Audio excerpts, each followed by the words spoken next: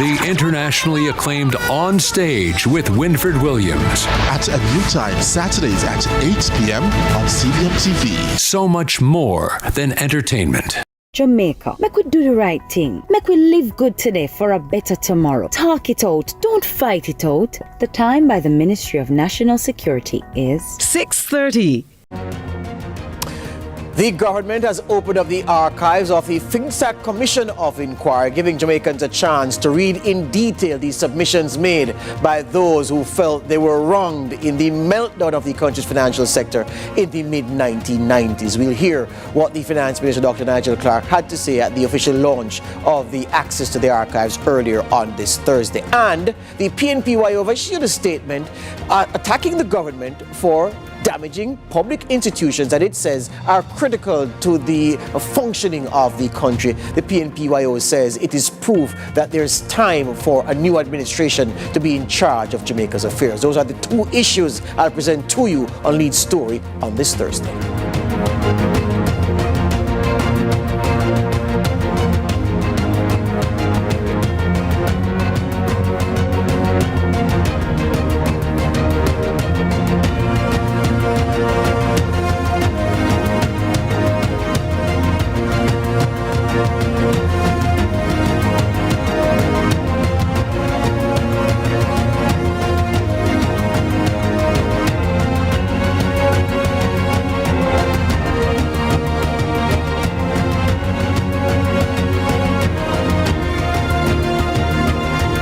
Welcome to Lead Story here on CVM TV. Now, I was in high school in the 1990s when the financial sector caved in on itself, a collapse precipitated by bad government policy, among other things. And that chapter in the country's history was addressed in a FINSAC Commission of Inquiry. The inquiry itself ran into many problems. There was a time when there was a court order seeking to remove the presiding chairman, Justice Boyd Carey, for the fact that he was an interested party, that a company that he was a partner in collapsed during the whole financial sector meltdown amid other problems. So that period was very, very, very crucial in the country's recent history because so many things happened at that time, so much impact on the lives of individual business people, so many things happened to businesses as they functioned, and it was really a dark period. I was in high school between 1992 and 1999, and I saw firsthand the things that happened which rather led to the formation of FINSAC and the testimony from people who said that their lives were irreparably damaged by that very difficult period in the country's history. Now, the Finance Minister, Dr. Nigel Clarke, he has said that, look, the public deserves access to the testimony and the statements submitted to the Commission of Inquiry looking into the financial sector meltdown. Of course, FINSAC, the name of the company that was formed to see about restoring order to the financial sector after the collapse of those companies. So today, he spoke at a press conference where he opened up the archives and he said, look, the importance of financial sector stability and effective regulations are brought into sharp focus. Those things now are brought into sharp focus by virtue of what happened then under FINSAC. He says those are the most important lessons to be learned coming out of the meltdown of the financial sector in the 1990s. The lesson, one of the signal lessons from this period is the role that financial sector stability plays in economic stability. We are rightly focused on the fiscal question, rightly focused on the inflation question, both important to economic stability, rightly focused on the sufficiency of foreign exchange. Those are all, I would say, in the front, and everybody knows that those are important for economic stability. But one of the most critical factors for economic stability is financial sector stability. And as such, regulation has to keep pace with the innovation in the sector. And the regulations that are on the books that are being prepared, the Twin Peaks regulation, absolutely critical to financial sector stability going forward, given the complexion, the makeup, and the structure of our particular financial sector, where financial conglomerates control 90% of financial sector assets. And financial sector regulation must continue to be free of undue influence. Regulators have to be completely empowered to do their work with a transparent appeals process that exists, that does not involve the political class. That is critical for Jamaica's long-term future. The Finance Minister, Dr. Nigel Clarke, also saying that the FINSAC debacle taught us valuable lessons which have been put into practice today, and he speaks of the Twin Peaks model of regulation which should take effect by 2026, having the Bank of Jamaica on one hand responsible for financial regulation, the regulation of financial institutions, and then the Financial Services Commission dealing with market activity and regulating market activity, and those two together forming the Twin Peaks model that the Finance Minister speaks about. We'll hear at least one more clip from him after the break.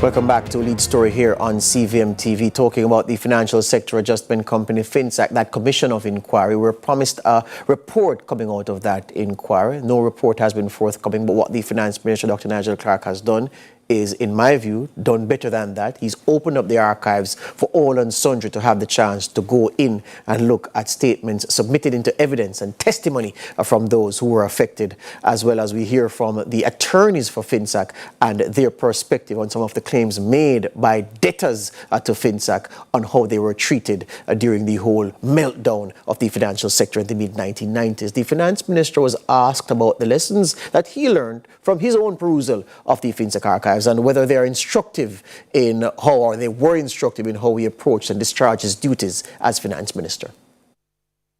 There are a number of factors that one has to examine. There are many truths. It is certainly true that the economic environment was acutely hostile to economic activity and to financial sector stability. But at the same time, the foreign-owned institutions did not fail. Right? So it is true the environment was hostile, and I think in a hostile environment you're going to have, the law of the jungle, right? The weakest will fall, right? And it is also true that the regulatory environment was way below what would have been required for the kind of activities that were taking place. There was a response. We will all remember the Financial Services Commission came into existence after the FINSAC debacle, which is a major regulatory reform. And we also had the Securities Act, and many other financial services acts that came into being after the FINSAC period, which speaks to the gaps in the regulatory environment that existed at the time. There's also the factor of the liberalization of the financial services and the monetary environment without the prerequisites. And then obviously, there are questions as to the kind of decisions that financial sector entities made. And you'll see in the record of the policymakers at the time that, some of those were questionable. So it's it was a perfect storm, multiplicity of factors, but there's no doubt that the economic environment, you have 80% inflation in 1991, I believe, 40% in 1992, 25% in 1993, interest rates that reached 30, 40, 50%. That's a recipe for disaster, without a doubt. But if we stop there, we will miss other important factors that we ought not to miss. That's the Finance Minister, Dr. Nigel Clark. He was also asked a question, a very good question in context, but a question which caused me to chuckle because I'm saying that this is where journalists go in and do the heavy lifting on behalf of the people, because he was asked about the fact that given that there's no conclusive report coming out of the Commission of Inquiry, no set of recommendations, no set of key findings, how would then people be able to zero in on some of the mistakes that would have led to the financial sector collapse of the 1990s? It was a very good question because it provoked the response from the Finance Minister that put that into context for people who were waiting to hear, how that would go. But for me, this is a great opportunity, the absence of a report, for journalists to go in and to tell the story, for journalists to do real work, real journalism, and not the pish-pash that passes for journalism in many respects and in many areas these days. This is how he responded to that issue. In some ways, we're better off by having the submissions ourselves, rather than having the conclusions of a set of three people.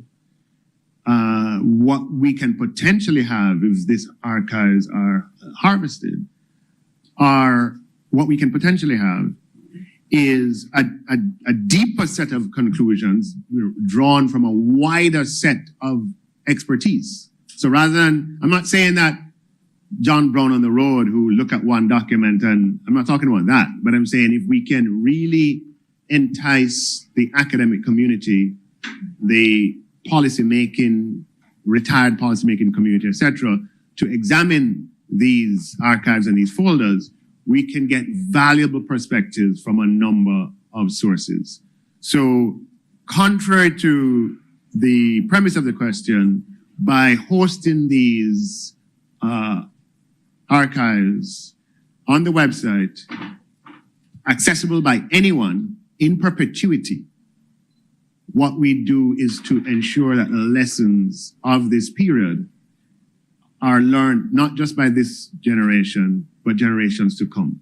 And as I alluded to earlier, there are multiple factors that we have to consider. Yeah, so I'm not unhappy that there is no final report. As I said, I believe it's time now. It gives journalists the opportunity to do real work.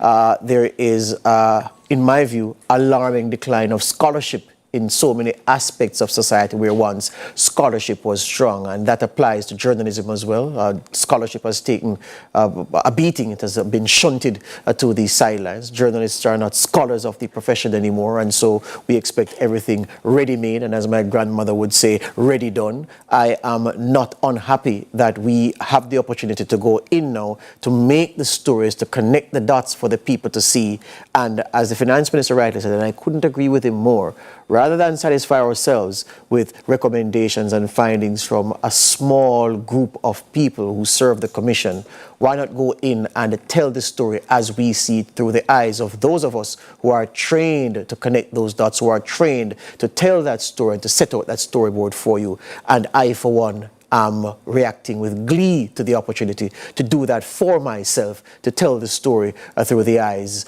of myself, given my training, and my colleagues who have the skill to knit that story together for you. So it is a grand opportunity. I do not see it as an obstacle in the environment, the fact that there is no final report. You know how things go. If you have a piece of paper and somebody says, look here, you don't look at the rest of the paper, you look where they say you should look. Nobody has told us what to look at out of the FINSAC statements. We, the journalists, are going to do that work for you with different views around the media, across the media landscape. It could be that the totality of the perspectives presented coming out of the report will give you the full picture that will be useful to you. So I, for one, am welcoming that challenge. Break time here on Lead Story. More after these. We'll hear from the PNP YO.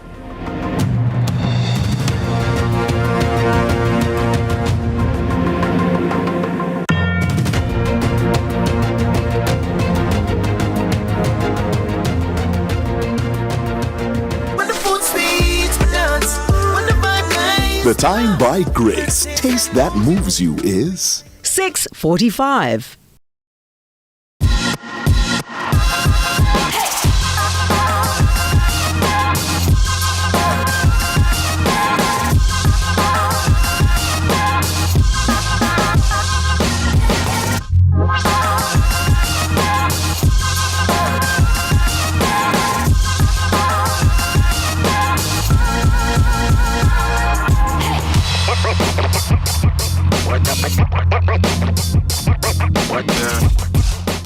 Find Central Pitside, brought to you by Edgechem, AIM Financial Corporation, Texaco, and Connex.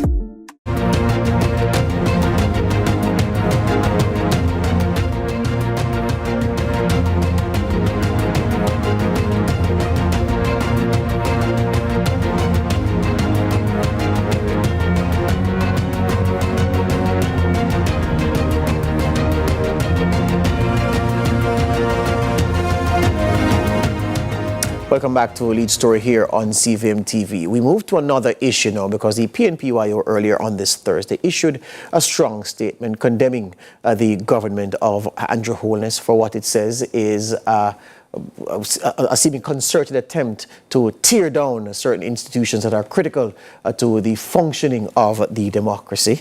And if I may read a bit of the statement, it says, the YO is deeply concerned by the alarming actions of the Holness administration, which we believe are undermining the very institutions that protect Jamaica's democracy.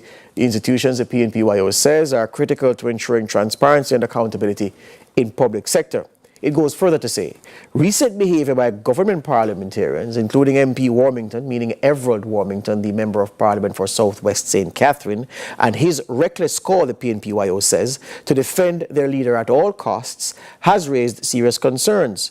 Coupled with the Integrity Commission's report highlighting parliamentarians under investigation for illicit enrichment, including the Prime Minister, Jamaica's governance, the YO says, is at a critical juncture. It continues to say a disturbing trend has emerged with sensitive information from the Integrity Commission's reports being leaked to select media outlets before being formally presented in Parliament. This breach of trust has gone unaddressed by the government, the YO says, and the responsible parties have not been held accountable. This erosion of due process threatens the foundation of our democracy. The YO statement says 8 parliamentarians, including Prime Minister Holness, remain under investigation for illicit enrichment, yet the identities of the other 7 remain a mystery and could potentially pose a conflict of interest if they are members of the Integrity Commission Oversight Committee. Moreover, the YO says the disgraceful attacks by MPs Warmington and Cuthbert Flynn on the Integrity Commission, including the demand for Justice Panton's resignation, Justice Panton, of course, being Seymour Panton, the chairman of the Integrity Commission, are unacceptable distractions, the YO says, from the real issues at hand. The statement continues, as young Jamaicans, we face a choice: continue under a government that operates with impunity and prioritizes corruption, or demand a future where integrity, transparency, and accountability are non-negotiable. We urge, the PNP YO says, every citizen to reflect on the need for leadership with integrity that prioritizes the needs of the Jamaican people, the protection of our institutions for good governance. Final paragraph. In this modern political dispensation, it is necessary, the YO says, for public officials to be held to the highest standards of integrity with their actions open to scrutiny. Yeah? Jamaica's institutions, the YO says, must remain independent and protected from political manipulation. I stop there because I'm being joined at this point by the General Secretary of the PNP YO. Good evening, Madam General Secretary. Good evening, George. Thank you for having me. All right. Good evening. Good. So the statement is speaking directly to young Jamaicans. Am I correct? Yes. So in this message to young Jamaicans, go ahead, sorry. Yes, it is speaking directly to young Jamaicans and Jamaican citizens to a greater extent, especially those who are of a voting age and who would have a number of issues to contemplate over as we, prepare ourselves to head to the polls. All right. So against what you have outlined in this statement, yes, what do you see as the choice in front of Jamaicans of a voting age heading into the next election? Well, like I've said, like we've stated in the release, currently Jamaicans will have to think about, especially my fellow youth, we will have to think about, whether it is we want to continue to have a government in place who places, very little, they prioritize very little as it relates to issues concerning transparency and accountability, and also to allow citizens to feel as though we're heading in a different direction, that the political landscape is changing and that there's a greater demand, and politicians understand that there's a greater demand and need for transparency and accountability, especially as it relates to the issue of voter apathy, which affects my age group the most. Yeah. And it is your view, the PNPYO's view, that the behavior of this administration is somehow contributing to voter apathy? Well, one can draw that conclusion or make that inference, based on where we're seeing things going. Because if you understand what institutions are created for within the public sector and within public management, you understand that there is a great need. That is one of the things about this whole reform of the public sector, a greater need for efficiency, accountability, transparency. That is what the whole shift was aiming for. And these institutions, such as the Integrity Commission, among others, the PAC, these were created to ensure that within the public sector, and especially among parliamentarians and executive agencies, heads and so on, that they operate in a manner that is above board and without question in terms of how they serve and lead. And now Jamaicans are leaving to, ask the question, do we really have transparency and accountability within the public sector, especially among our parliamentarians? We're also now asking the question, is it that we live in a Jamaica where the law works in separate ways for those who lead and for those who are ordinary citizens? Those are questions that we now have to ask, because it's so as though, we see a lot of reports coming out in the news, MOCA and FID apprehending individuals who cannot explain how they've acquired certain wealth. But here we have a situation where I believe, if we really want to encourage our youth and encourage Jamaicans that we do have transparency and accountability, we allow the process to work. But we're seeing parliamentarians attacking the very institutions that were created to ensure that there is transparency and that there is good governance within our democracy. And that today is a threat based on what we're seeing. Peter, would you agree that a strong press, a free media, is critical to a healthy democracy? Yes. I would agree that is so. And as a public policy student, I definitely could not agree or say otherwise. We do in our democracy need for there to be, that strong press, but also what we need, coming from the press is to ensure that the journalism and the reporting that is done, that it is done in a way that can stand to scrutiny, that the facts are checked. And so here's the thing. So here's the thing on that point then, Peter Gay, because, and let me quote a part of the report. It says, recent behavior, well, a disturbing trend has emerged with sensitive information from the Integrity Commission's reports being leaked to select media outlets before being formally presented in Parliament. This breach of trust has gone unaddressed by the government, and the responsible parties have not been held accountable. This erosion of due process threatens the foundations of our democracy. You would know, as a public policy student, that some of the biggest stories to emerge in democracies around the world have been by way of leaks to the media. So how do you reconcile this statement, this line in the PNP statement about the responsible party to leaks being held accountable when you say that you are a believer in a free press and its importance to a healthy democracy? Okay, so as it relates to that statement, no one has to understand that there are laws and there are rules that govern our society. Yes, there has a role to play in educating and informing citizens as to what is taking place, but you must respect the laws that are in place. You must operate in a way that can stand to scrutiny. There is no way any ordinary citizen or any well-thinking individual could accept that a submission is made to the Parliament before it gets tabled. Specific media houses bring those stories, so it does not follow due process. And that is what we're saying, that if there are systems and mechanisms and rules and laws in place, let us operate within those confines, because the government is saying they don't know how it gets leaked. But if you follow the standard, yeah. So here's the thing, Peter. I'm sorry that you joined us late, because again, some people will say in the defense of the press that the press works to get information to the public that otherwise, by virtue of the laws that exist to allow society to work in a streamlined manner, that if those laws were followed, then a lot of information that the public has been able to get from local and international sources would not be available if the press were to abide by the handcuffs that have been placed on reportage.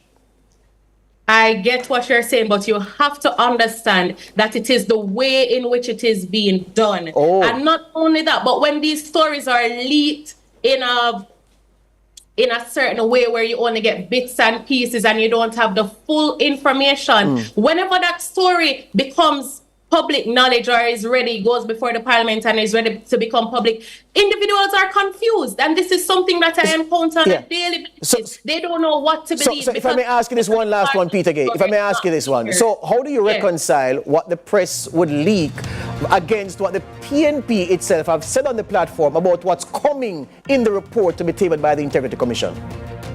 The PNP did not assume, or to say it, no, let me not say assume, but the PNP did not say exactly what is in the report that is coming. So there's no way you could say, oh, the people you're aware. Well, the Southeastern Andrew MP Julian Robinson did say that when the report comes, and the report is coming shortly, that it will cause the government to have to change. He said that based on what is coming, he knows that what is coming is going to be so detrimental that the government will have to go. How would he come in custody of that information? Remember, our party leader and the president of the People's National Party did make it known that when this report was tabled to Parliament, that there are 6, then now 8 parliamentarians under investigation for illicit enrichment, that he did question all his member of Parliament and those sitting in the Senate. Peter Gay, unfortunately, Peter Gay, I'm out of time. I'm going to have to invite you back because I want to hear you in a fulsome way on this very issue. So we're going to have to do that because we have to run now for the news at 7. Nika is standing by, and no, she's actually sitting by. Nika is sitting by for the news at 7 as part of the new look package here on CVM TV. Good evening, Nika, and I hope that the evening finds you well. Thank you, it has. Excellent. All right, we break now for the news at 7. Ganga is an emotional saga of a woman's journey, all alone in a man's world. Ganga, brought to you by Hyundai or Hyundai. Small business owners and independent contractors get affordable insurance with Sagicor Pro Shield. The time by Sagicor Life is 7 o'clock. CVM News at 7 Headlines Thursday. Brought to you by Guardian Life. Live secure. Live easy.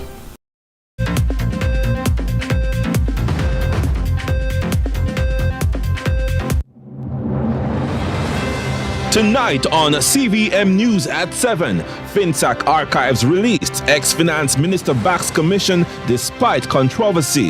Holywell Landslide persists after contractor clears blockage. Trelawney family seeks help to get toddler over physical hurdles. Also this evening, record $1 billion allocated to the marketing of tourism. In the business report, a Jamaican advisory for travel. And in sports, West Indies thrashed by Sri Lanka in third and final T20.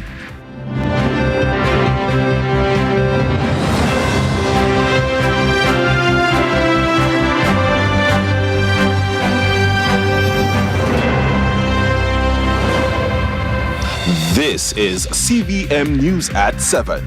Here is Nika Lewis. From Kingston, Jamaica, this is CVM News at 7 for Thursday, October 17, 2024. Thanks so much for joining us. I'm Mika Lewis.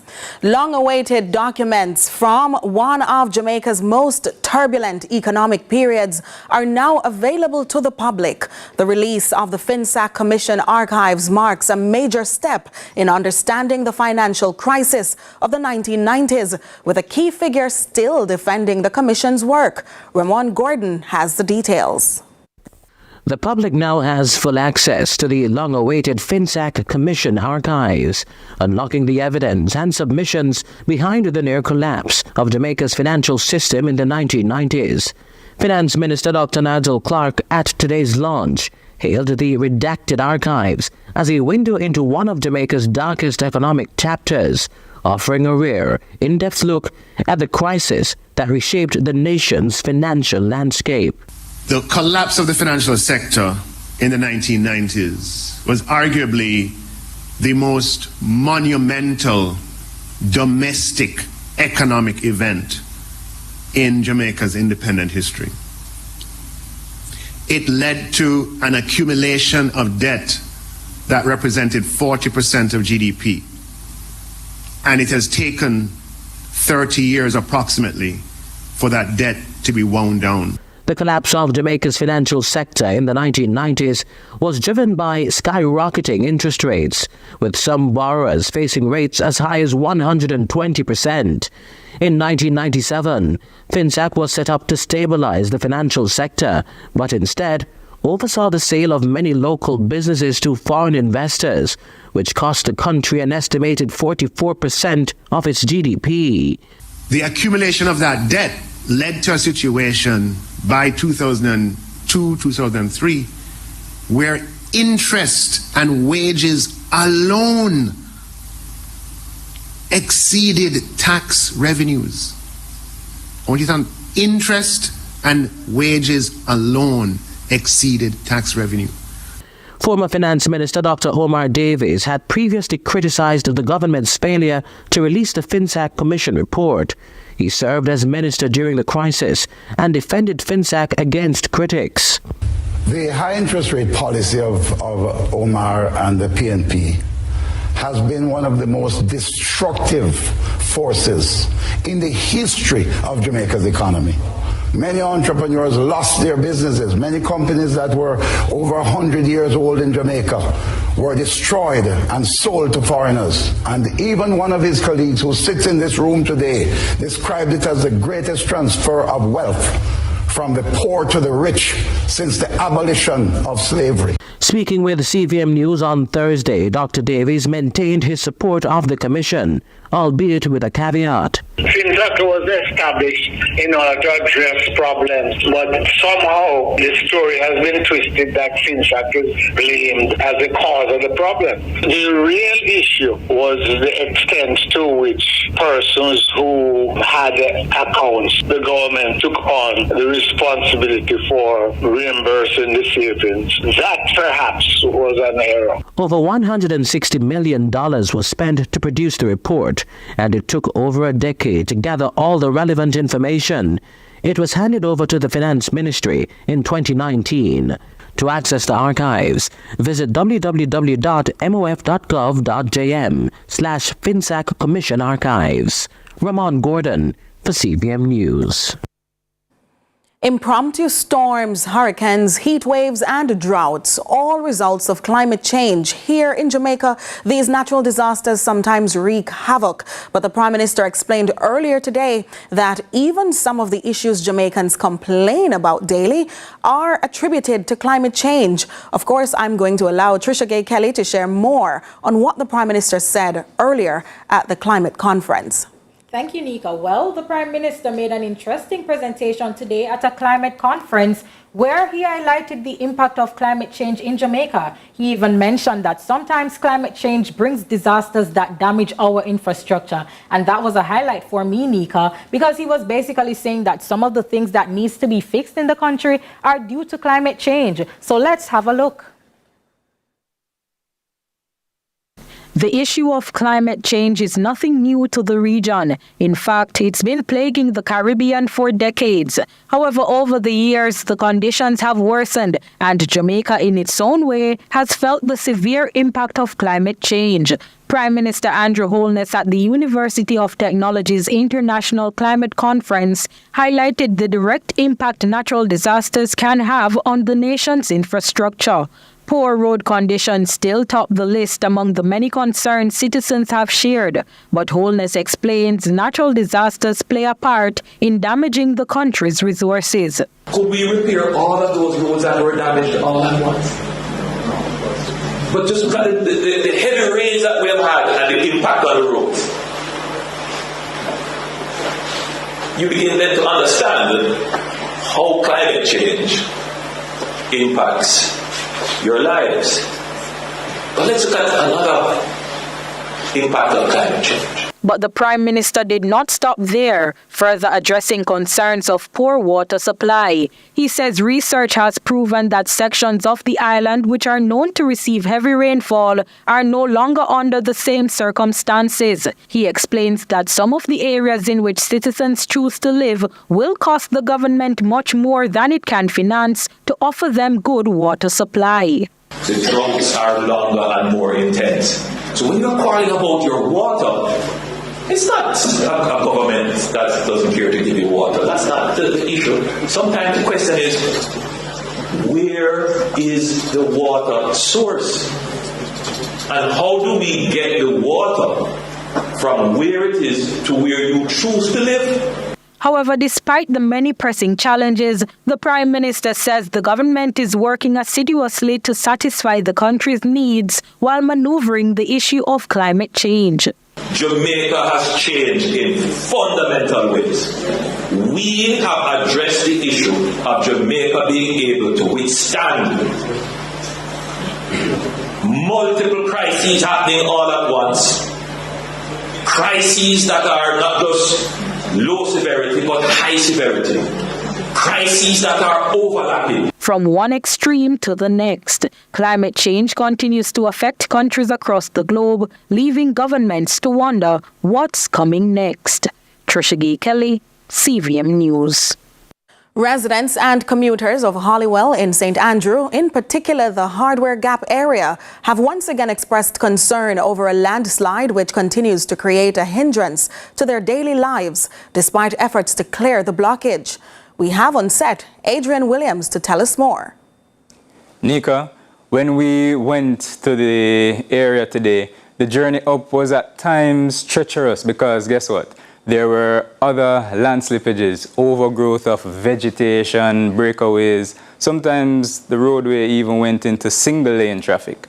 So you're going to hear more from me now so you can see and hear what else happened at Holywell.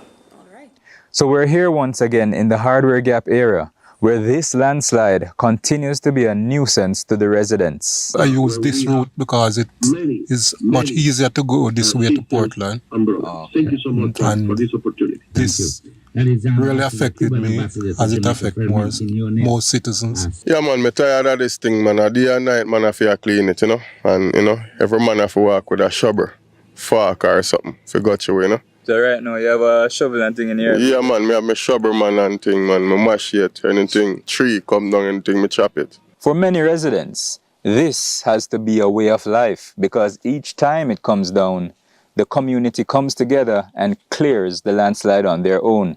In the beginning of October, Member of Parliament for East Rural St. Andrew, Juliet Holness, arranged for a tractor to clear the blockage. It was done, however, not completely, and now the residents are in the same predicament as the times before. Miss Holding is not on to see things, but what they need to do is to get somebody like a overseer to make sure what they do is the right things that they do, because in it, when they left, right, and they do what they need to do, they must assume that it's clear. It's more dangerous because anything will come, and this is nothing compared to what happened like in a couple of weeks ago. But for now, residents and other commuters continue to pass by this section of Hardware Gap and brave the slippery slopes.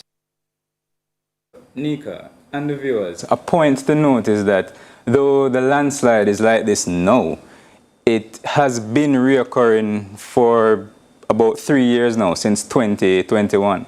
So despite the efforts to clear the landslide, the residents and anyone else traversing this route, they want to know what are the long-term solutions that can actually be done so that this won't be a problem, because the area is very unstable. Understood. And Adrian, with that, we take a quick break to make way for more news at 7.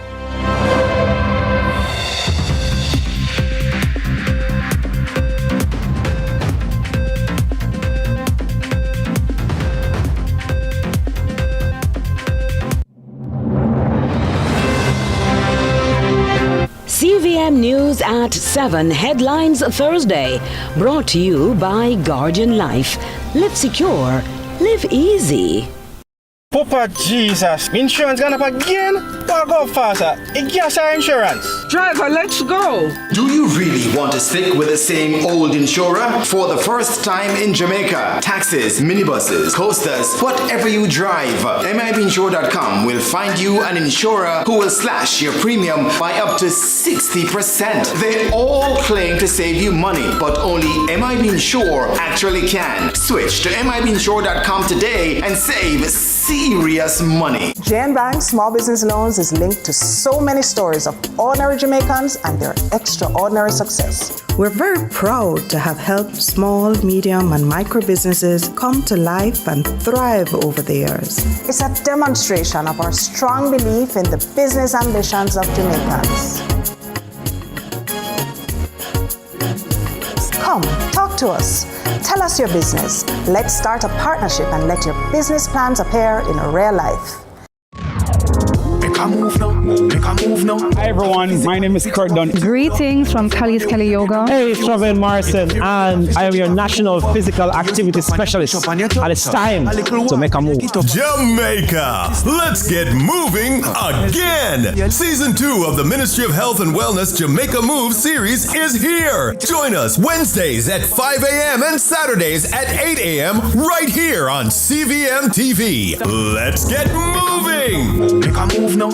CVM News at 7 Thursday, brought to you by MIBinsure.com today and save serious money.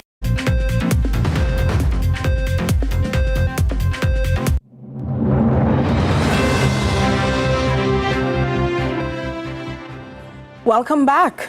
A Trelawney family is this evening shedding light on a matter that's hampered the growth of their youngest member. His condition, though not life-threatening, has restricted their earning capacity and aspects of his development. They fear it could also limit his opportunities over time if help doesn't come and in time. Here's part 1 of Siobhan Robinson's story. I can actually feel his emotion and see what he's thinking, that he's thinking about why he have a leg like this, or he's not moving around, or everybody have 2 legs and freely moving around. So those are the stuff that I think about. So I want to actually give him a chance to have that part of life. Tuesday, when Siobhan Robinson, her 5th and last child, turned 1-year-old, it was a bittersweet moment for her and his father, Sharvan Robinson, who've been plunged into a new way of life after Siobhan's birth. He was born on July the 15th, 2023 at the Falmouth Hospital in Trelawney here. He was born with a syndrome called amniotic bond syndrome, where the leg didn't grow out properly. So it was actually suffocated inside the womb with the navel string actually wrapped around the the knee area, so it cut off all the growth and circulation of the blood. They smile today, but behind their smile is a growing pain that has weighed heavily on their hearts and dwindling finances. Sometimes we don't have money to buy food, but we try to do what we can do so we don't be homeless. Yeah. Okay. So I want to say a big thanks to CVM company, TV station. Very much. I want to say thanks to everybody that actually come across and help us in terms of the baby, diapers, clothing, food stuff, and help us to pay rent sometimes also. And I want to say thanks to Almighty God. Father God, if it wasn't you, I'm telling you. And if that was not bad enough, they've been served an eviction notice some 3 months now without any real hope they'll find or even be able to afford a place for them all. We can't really get anywhere to rent, and when we do find somewhere to rent, it's very expensive, which we can hardly manage already. And so some of them don't want any kids there. So it's rough on our side, so we are trying to seek assistance and a housing. Don't know if the government can assist us on getting a house for we and our kids. Yes. So I'm hoping that we can get somewhere for us and the kids to live, because paying rent is so much for us, honestly. A local surgery at the Bustamante Hospital in Kingston set for this week was cancelled and rescheduled for April next year. But that's only for the toddler's amputation of the affected leg. They'll still have many rivers to cross to get him to the U.S., where another surgery for prosthesis is likely. The mother explains. After that, we have to try and see if we can get him into the hospital at Shriners in Miami, overseas. So we'd have to reach out to the hospital over there and see if they can get him accepted in the clinic, so that you'll be able to have a chance to get the prosthesis while attending the clinic over there. Because they said that if we were to stay here in Jamaica and to get the prosthesis, it would cost us millions of dollars every year or every other year, depending on how fast he grow it out. Their burdens are many and growing, but through it all, they trust God and remain a loving family. Tomorrow, we explore more about their one-year journey with their disabled son and tell you what other support this family may need. To another story here now, where a motorcyclist who collided with a cow in Clarendon on Tuesday has since succumbed to his injuries. The incident that left at least 2 others injured saw the cow losing its life in the tragedy, raising continued concerns among locals for farmers to adequately secure their animals to prevent further carnage. Vice Chairman of the National Road Safety Council, NRSC, Dr. Lucian Jones, says the man who suffered serious injuries after slamming into a cow in Maypen, Clarendon this week has died. Last night it was carried in the news media that a young man had been severely injured when he crashed into a cow whilst riding a bike just outside of Maypen on Tuesday night. I can now confirm that this young man has died, and it brings to the number of persons who have died on motorcycles in this country the figure to 100, which is 11 less than last year, but far too many for a small country like ours. Dr. Jones notes the hazards posed by cattle and other stray animals on the nation's roadways as another example of why authorities must move with alacrity to stem the carnage. Some drivers have died in our country over the last couple of years, crashing into cows traveling on the roads. We have spoken about it before. The municipal corporations have responded. There have been calls for action to be taken against the owners of these animals. And yet again, we have another person dying on the road because cows are straying. Not just one. Several were seen on those roads. So we need to find a way to deal with this menace once and for all in this country. The NRSC Vice Chairman is calling for greater enforcement of the road laws ahead of the upcoming holiday weekend and the fast approaching and often deadly Christmas commuting period. Do not drink and drive. Make sure you have a designated driver over this weekend, the holiday weekend between now and Monday night. The same thing goes to be planning for the Christmas parties. We have to be eternally vigilant that the drinking of alcohol does not cause another surge in the number of people who are dying on our roads and bring us back over to 400. This is what happened last year when 425 people died. We really have to put a stop to this. While sharing the latest road death data for 2024, he's prescribing Jamaicans play their individual parts to save lives on the roadways. So far for this year, 299 people have died, 21 in October, which is more than one a day. And ominously, there were 16 days during the year so far when 4 or more people died, which is why we are worried that if this continues, we may exceed the number of people who died last year if we're not careful. Angela Melville for CVM News. We take a quick break, but stay with us for more.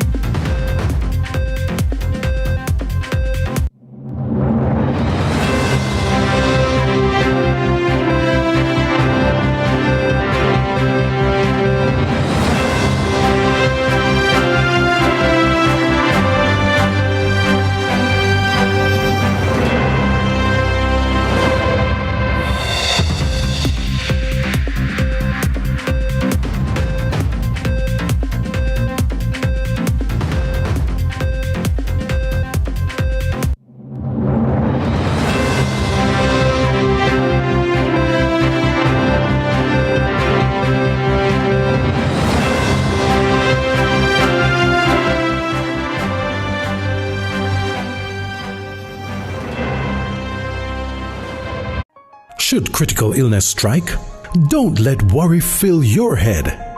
Say hello to happiness and goodbye to worry with Guardian Life's new Ultimate Provider Plan. Secure your medical expenses in the event of critical illness ahead of time while benefiting from more investment portfolio and so much more. Give yourself and your family the peace of mind you deserve with Guardian Life's new Ultimate Provider Plan today and live secure. Live easy.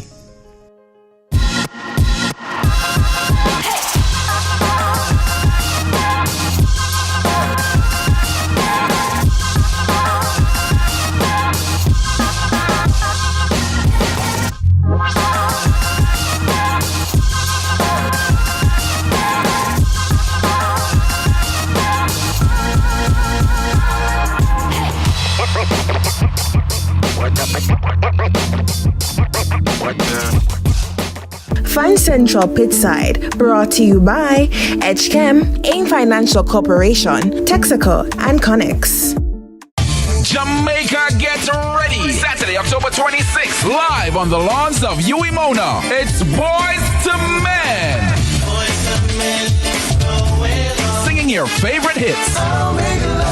Also performing live, Tess and Chin and Lee Lycan. Get your tickets now at caribtix.com, Kingston, Jerk, and Fontana. Saturday, October 26, 2024. It's Boys to Men, live on the lawns of Uimona. Starts at 8 p.m. Sponsored by Supreme Ventures, Mayberry, Main Event, Island Grill, and Courtly Hospitality Group.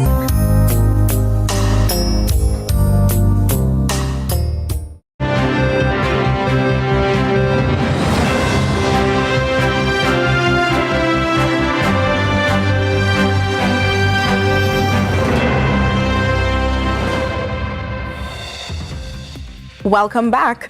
Now to the business report with Joel Crosskill.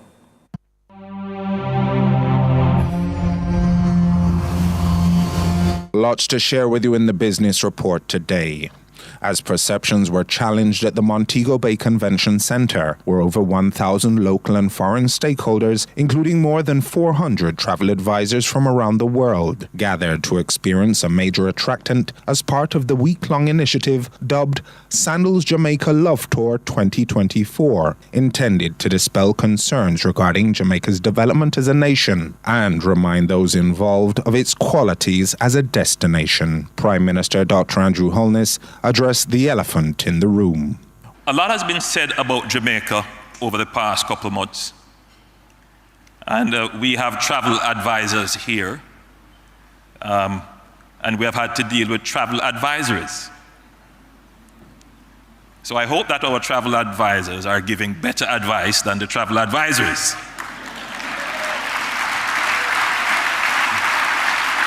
So a lot is being said about Jamaica. And the messaging about Jamaica can at times be dissonant. You know, Jamaica, sun, sea, and sand. Jamaica, no problem, beautiful beaches. But yet there are other, what I describe as noise in the environment that can take away from that message. Whenever that happens, it is important that you look not just as about what is being said about you, but we need to be very clear about what we are saying about ourselves. While the announcement of the retention of an international consulting firm to help with nation branding is likely to assist with a former issue, Prime Minister Holness provided a clearer perspective on how Jamaicans fundamentally define the values dearest to them through the aspirational prism that recognizes the principles designed to unite one people out of many. Jamaica is a developing country, facing developing country challenges. But Jamaica is also a democracy, and not just any democracy. Jamaica is a liberal democracy. Jamaica has the same shared values as the United States, as Canada, as the UK. We are the same people by values, and our development options are respectful of those values. And it means that it may take a longer time. There may be challenges that we have to encounter. It means we have to be far more inclusive and patient in the development pathways and strategies that we make, but we will develop preserving our values and principles. An example of how perceptions of Jamaica as a destination solely suited for sun, sea and sand can be seamlessly translated to something more. Dr. Holness expressed appreciation for the globally recognized Sandals Resorts International, which began in Jamaica in 1968 and today employs over 20,000 Caribbean nationals across 11 regional territories, as an example of Jamaican potential being realized. Jamaica is a place that has achieved so many things. It has achieved so much. It's been through so many struggles. But every single Jamaican knows that Jamaica can achieve so much more. That this is a country of great potential. And what people like Adam Stewart is doing is investing in Jamaica's potential. Sandals represents the best example of Jamaica fulfilling its potential.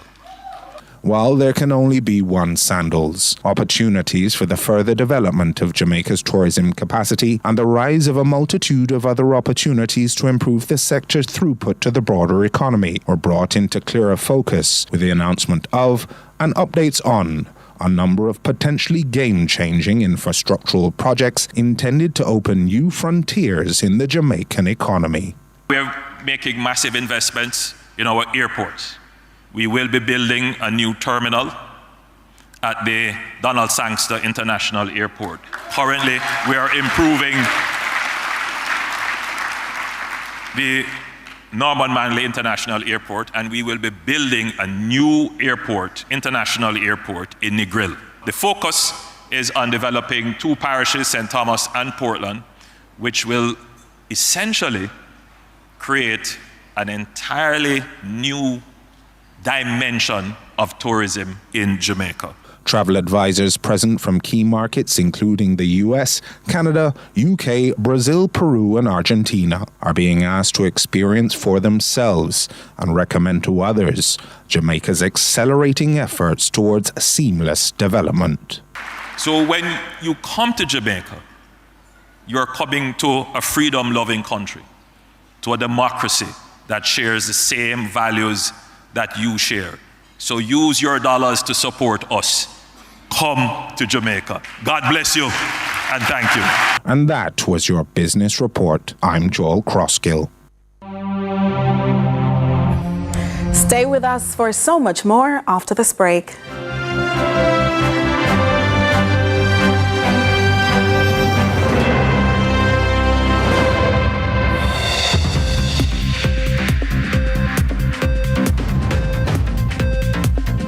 We a big deal when we touch the ground. Yeah, a KFC when we're pulling up. Anything for the taste of a KFC, big deal. The time by KFC is Jamaica, get ready! Saturday, October 26th, live on the lawns of Uwimona. It's Boys to Men. Singing your favorite hits. Also performing live, Tess and Chin and Lila Ike. Get your tickets now at heribtix.com, Kingston, Jer, and Fontana. Saturday, October 26, 2024. It's Boys to Men, live on the lawns of Uwimona. Starts at 8 p.m. Sponsored by Supreme Ventures, Mayberry, Main Event, Island Grill, and Courtly Hospitality Group.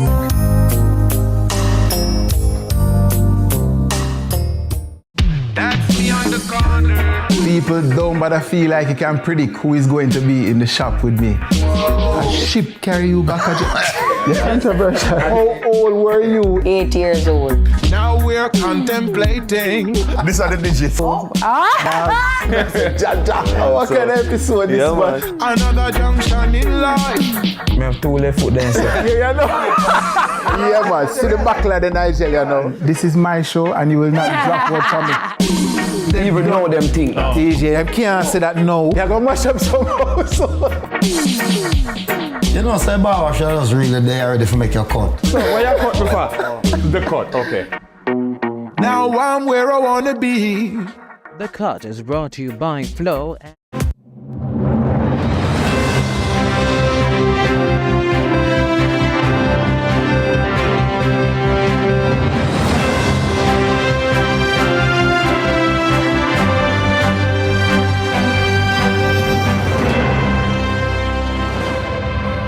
Thanks so much for staying with us. A look now at what's been gaining traction on social media.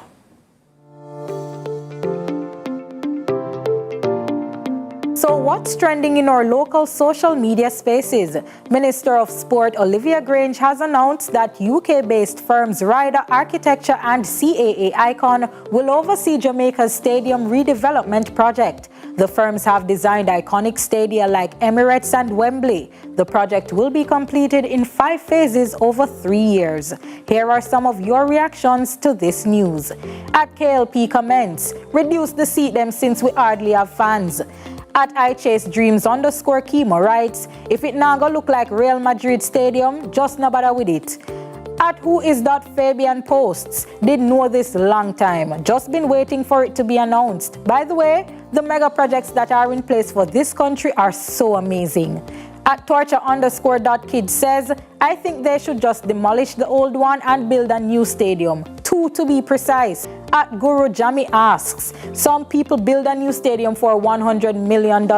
With just a fix up an old one?